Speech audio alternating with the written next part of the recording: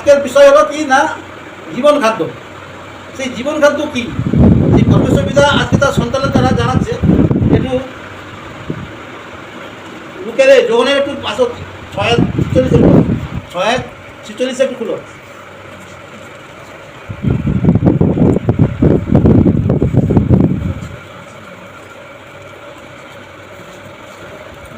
বুঝছ? 176 পৃষ্ঠা। কেউ যে পিতাকে দেখিয়াছে তাহা নয়, যিনি ঈশ্বরের যে আসিয়াছেন কেবল তিনি পিতাকে দেখিয়াছেন। তাহলে যিনি পিতার কাছ থেকে আসছেন একমাত্র তিনি ঈশ্বরের দর্শন করেছেন। তিনি কে? আর তিনি হলো আমাদের গুরু, যিশুগুরু। তাহলে যিশুগুরুকে কেন পাঠিয়েছে পরমেশ্বর পিতা? না, তার আঁকাগুলো বলার জন্য।